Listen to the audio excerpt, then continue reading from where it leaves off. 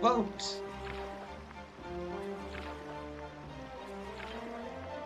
The secret of the fishing is all about pacienza. Always pacienza. You need only to wait. Everybody, they're always in a hurry, but me, I wait for my big catch. He's coming. I know he's coming. Yes, finally! Smashing barrels! Knew they couldn't hide them from me, the barrels that I could pick up and throw.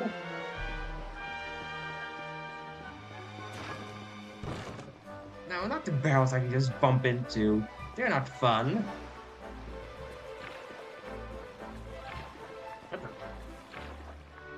You weren't there a second ago, Mr. Sitting under a bridge.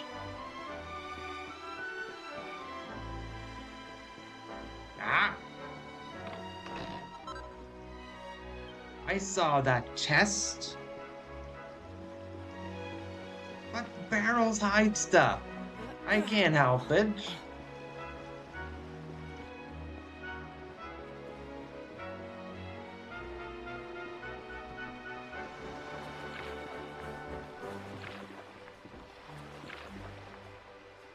Why is there just a random bunny girl here?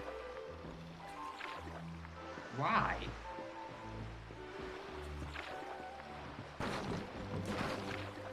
Oh, I didn't pick up the barrel. I ran into the barrel. Ha! Wave weeds and nothing else.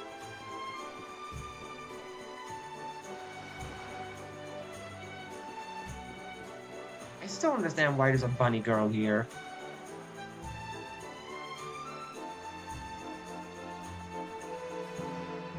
Why is the bunny girl here? There's no guy here to look at her. Why is she here, the bunny girl? It would be a lot better if she was, I don't know, up there. Where probably could be an old man and could get nosebleed. That probably looks similar to Roshi is his name? Yeah, they can have a old man looks like Roshi get nosebleed over the bunny girl.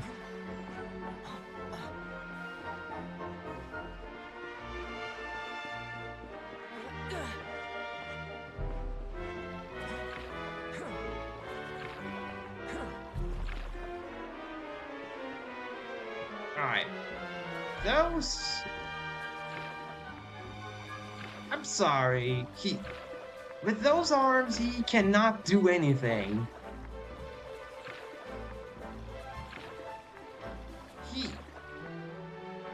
I know for a fact that he needs help in the bathroom with those arms.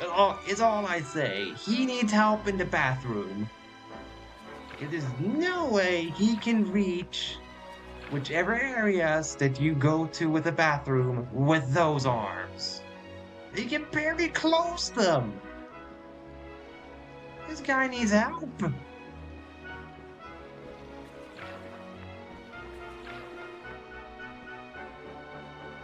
Because there is such a thing as having two big arms. That is a thing.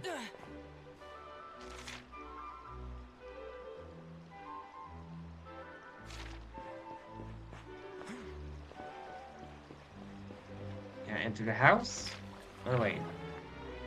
Is this Doja's house? Ah. No, it is not Doja's house. Okay, so I can just enter. No, it is. No! The map misled me. I didn't know it was his house.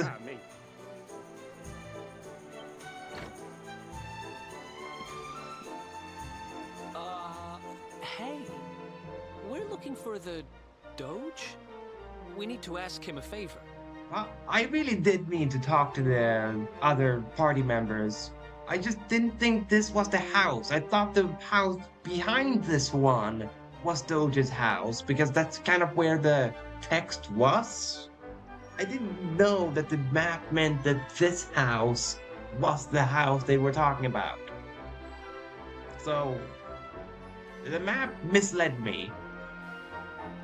So, just so you know, Azura, I had full intentions of talking to the party members. I just didn't know this was the house. Bene, I am Doge Rotondo. Always I am happy to help. I mean, he is round, so his name makes sense with Rotondo. I should have worn the hood. I have nothing to say to you. Niente. Now you must go. Andate via. I should have worn my hood. What the? Hey, wait! So much for Molto Gentile. I've met kinder judges. He took one look at you and freaked out, huh? Wait, you don't think... Nah, how would he know you were on the run? And why just you? Nah, he doesn't know that we're on the run. He just knows that I'm the Luminary, and much like the king, probably sees the Luminary as a curse. Huh. Oh, there you are. Veronica's managed to get herself into a bit of a scrape. Please, you have to come and help. I mean, it's very believable considering the attitude that little kid has. Man, you can't take that kid anywhere. Still, I guess we won't be sailing out of here anytime soon. Might as well go see what's up. Give it back, you dirty, rotten thief! It's not like you can use it anyway. A kid like you wouldn't have the first idea what to do with a wand. Well, you know, Mini Vegeta stole the wand from Veronica. Why no? You are the kid, just like me. Anyway, I only borrow, no steal. Ah, yes, of course. You only borrow it, not steal. Of course. That will hold up in court. Like, imagine this little kid being in court, and they'd be like, why did you take this man's briefcase full of money? And he goes, I didn't steal the briefcase, I only borrowed it. They open up, all the money is gone. He goes, I just borrowed the money, I didn't steal the money. Like, that's not gonna hold up.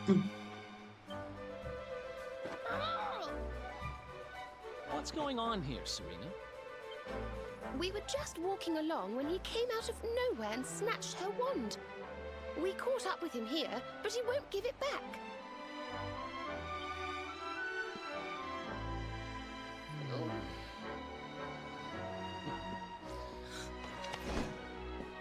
Hey! Here. Don't let it get swiped so easily next time. But why did you even want my wand in the first place? It's not worth much money, you know. You probably want to whack a tall person in the head. That's probably why he wanted the wand. I mean, he's quite short.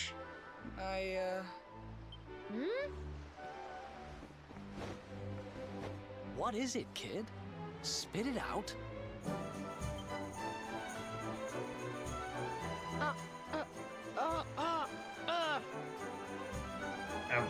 Okay. It's okay, Placido. I explain the situation. My name is Benigno. He is my friend, Placido.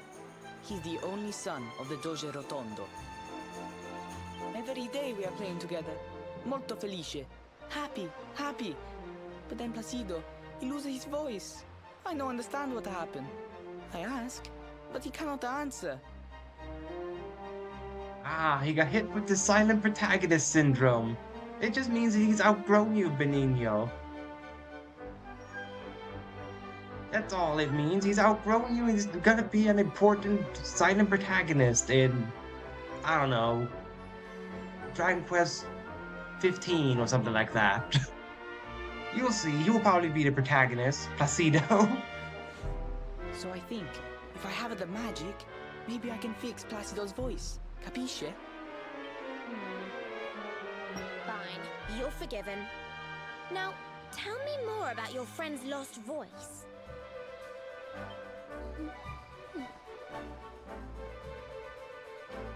It's slits his throat. There's some sort of awful... Oh, he's been cursed. Poor thing. I might be able to help him if I had some birdsong nectar. But I'd need some water from a sacred fountain to make it, and, well... You needed the special, very, very holy water to help Placido, see? I hear people talking about something like this. The river, west of Gondolia. If you follow it up, there is a cave. The Grotta della Fonte. Everybody say its water is molto speciale. I know I steal the wand. And I know this is very bad. But per favore, you must help Placido. We are friends since we are the small children. Bambini piccoli. I understood what small children meant. You didn't have to say the bambini bit, Benigno. That's just a bit exaggerated. And now you are his only hope. You will help him, see? See? I'm sorry, I can't say si, so I don't know if you understand what yes means. Oh, no, wait. You understand if I say this? Yes. Grazie mille, signore. You bring the water from the grotta and make the special nectar. And I will stay to take care of Placido. Yes, I will bring the holy water.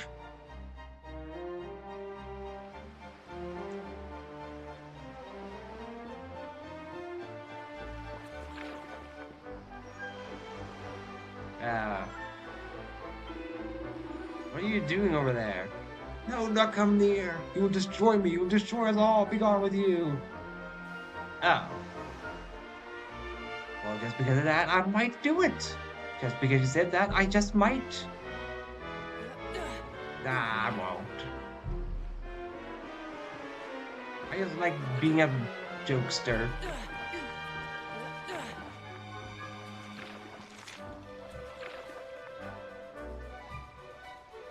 I didn't go to the house next to Doge that I wanted to. Hang on. You stupid...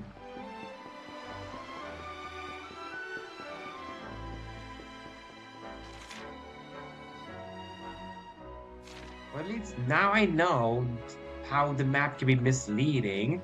That this is Doge's house. Anything in here? Like maybe a book? Or better yet, a pot. Ah! Yes! Trampling on pumpkins! Yes!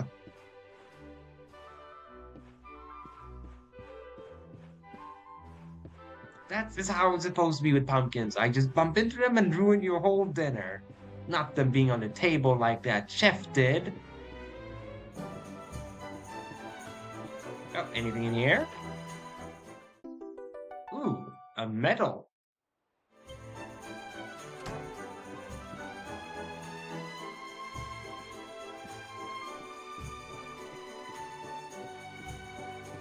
Upstairs, any books? Nah, no red book. Yeah, no red books.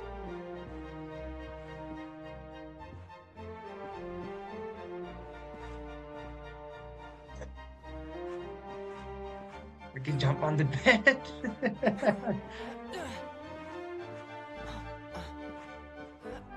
Well, I'm not a child, so I am allowed to jump on the bed. But Veronica's not allowed to jump on the bed. If we saw her do it though, she would get a timeout if Veronica jumped on the bed.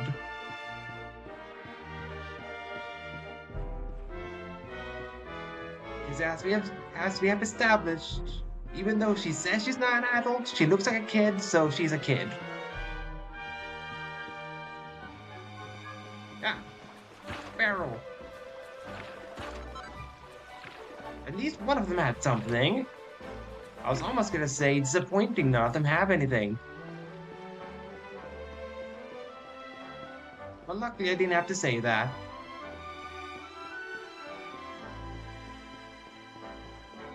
Hey, the pumpkin thing was pure coincidental from the first stream. I didn't even know you could trample pumpkins from if it weren't for the first time I played the game.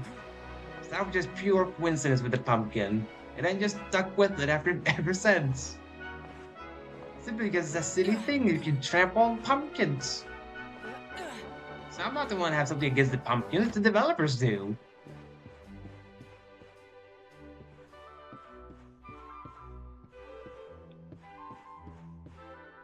Okay, so this has an upstairs and downstairs. Well, let's start with downstairs.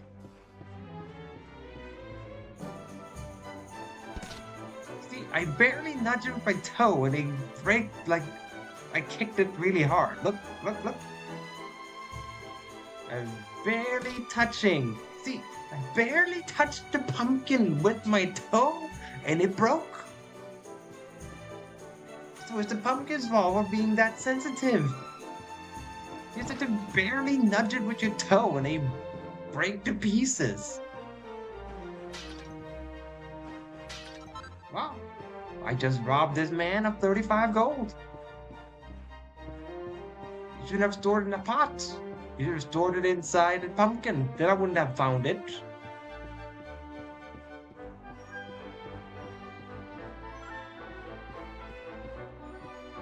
Red Book. Doge Rotondo, the best in the business. Okay. And a few short years ago, Gondolia was a little more than a sleepy port town. But in the course of less than a decade, it's been transformed into what most agree now is the trade capital of Edrei. And now who has it, and who was it who brought about this stunning and sudden change? None other than Doge Rotondo, the current mayor. He attributes his success to avoiding one common pitfall, the fear of failure. Businesses stop for nothing as far as this pioneer for profiting is concerned. Neither the fiercest of storms nor the most virulent of onboard plagues would convince him to stop a ship from sailing. And this never say die attitude has paid off handsomely. The countless cargoes that flow through the port every minute of the waking day are a testament of his fierce tenacity. Alright, so Doge Rotondo was just the epiphany of YOLO? Huh, a pearl. Hey, the pumpkins want to be destroyed.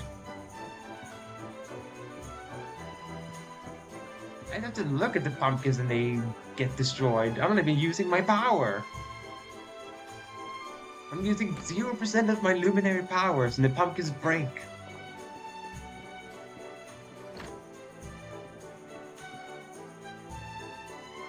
Right, this one only has a downstairs.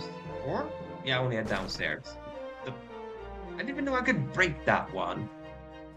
I thought it was, like this big barrel. I didn't even know I could break that tiny one. Ah, nothing in the bookshelf. I hear something. My book. Viva Signor Universo. Okay. As proud citizens of the city of Gondolia, we must show to the world the most wonderful example of ourselves that is possible. And for our inspiration, we look to none other than the sea which surrounds us. We must be as strong as the waves that buffet the ships in a storm, and as gentle as a breeze which fills the sails. And what better way could there be to show the best of what our Gondolian men have to offer than the magnificent, fiery, feisty, and fabulous Signor Universo contest? So I say to all you salty, sweaty, strong young men, aim for the top, be the best you can be, and make Gondolia proud. Doge Rotondo, first ever Signor Universo winner. Wait, what? But he's fat. That's the joke of his name, Rotondo. What do you mean he's a Mr. Universe?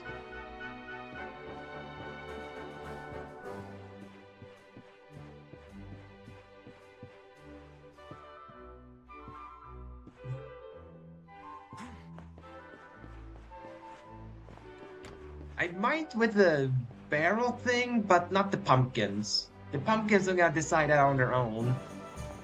Like, I'm gonna say, let all pumpkins live, and then there will be a protest of pumpkins saying, no!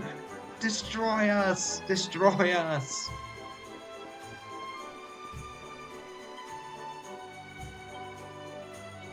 What do you sell? A golden plate! Of course. Iron shield, turban, bunny ears, cat hats. Okay. Iron helmet. Iron armor. Oh, these are the things I can craft. There's no point to me to buy these then. Because I can craft those. But a golden dinner plate.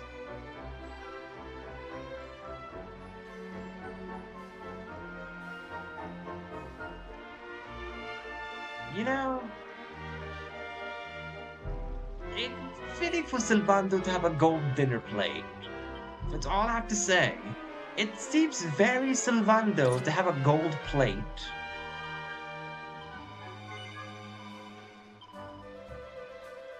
Ooh, I can have an iron shield. But wait, couldn't I just craft an iron shield? I think I could.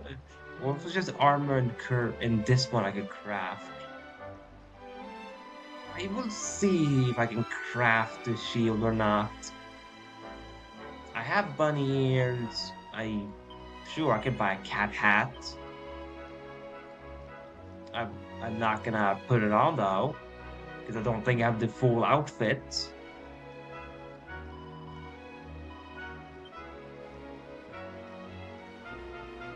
Alright, there's an inn nearby. They mostly have bookshelves. So maybe there's a recipe in here? At the very least, they have wardrobes that contain stuff in... Red book, I knew it. Noah's Arms. Almost anyone who spent time among the less reputable people of Edria is bound to have heard of Noah. A man who trades in gossip and information of all kinds. Ah, right, the Yenta Noah. From the name of the local barber mistress to the deepest, darkest secrets of the royal family, he knows every tidbit of tattle and every scrap of scandal in every single street corner of the land. Yeah. Yenta. That's what I say. But how does this mysterious figure come into possession of all these sensitive secrets? Many and intrepid investigators have tried to uncover his sources, but each and every one of them has failed. But one thing is certain, his sense for a scoop is the stuff of legend. Some even say that on the day he was born, he pointed to the eastern sky, and that hours later, a storm rolled in from just that direction. That's just pure coincidence, though, with him pointing out a storm. Not just a pure coincidence.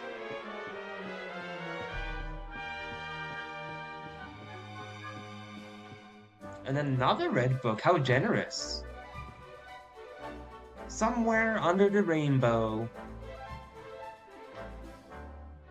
Isn't there like a song called Somewhere Under the Rainbow? I could have sworn that that's a song. This Somewhere Under the Rainbow. It's like an old song.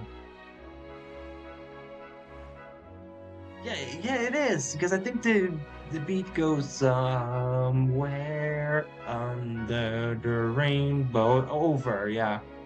Well, over under is very similar though.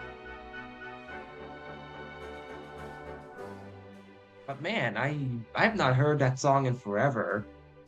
I just somehow awakened something in my head reading that Under the Rainbow.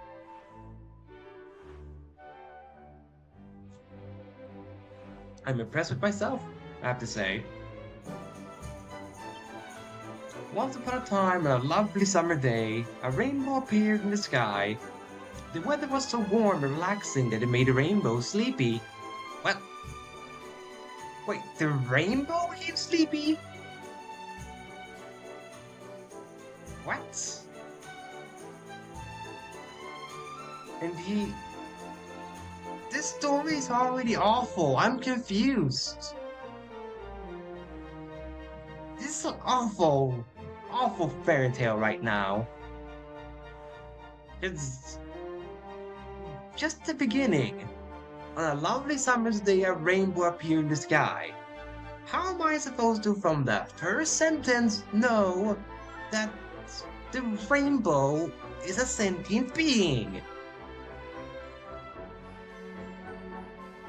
I am giving negative reviews to this author right here for not making it clear that that rainbow was sentient.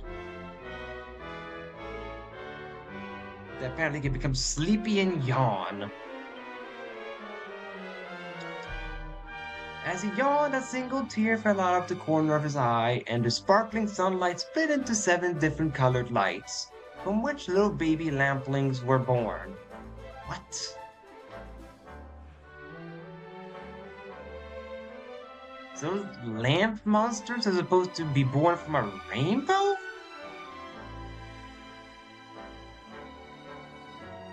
What? The leafy lampling with his bright green cap of leaves, the luminous lampling with his brilliant blue flame, the lurid lampling with his shining yellow body. But the red light was jealous of his beautiful brother, so he gobbled the orange and violet lights up whole.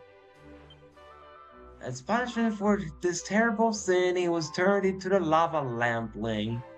Horns grew from his head, and he was banished to hell, where he dwells to this day.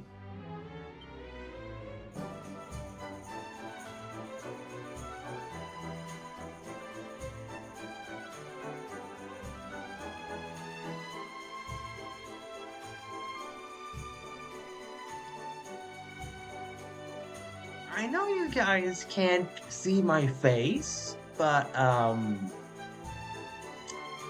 if I can describe the face expression that I had after and during reading this story. Let's see. Imagine someone being really confused and they have their eyes squinting the entire time. Kind of imagine the Jackie Chan meme face. That's kind of the face I had the entire time I read the book and after I was done reading that book. That's the face expression I had.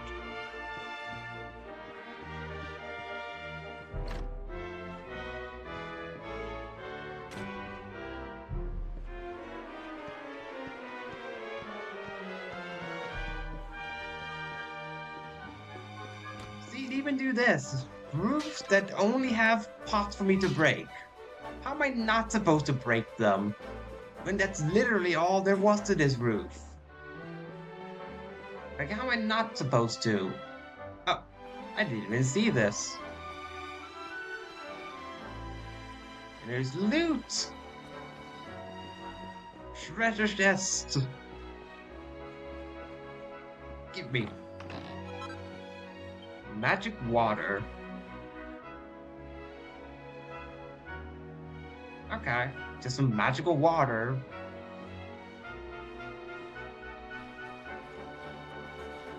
So much roof walking. Even more. There's 3 of them right there. Nothing. Gold. We just straight up money in that one.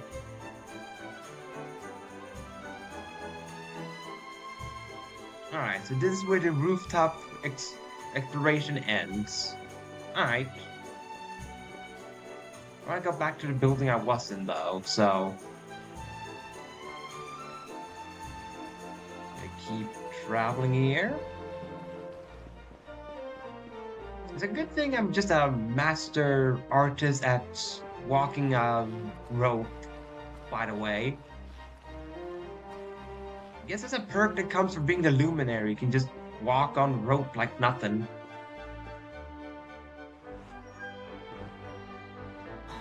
Stupid invisible wall. I could clearly make the jump there, but they have an invisible wall.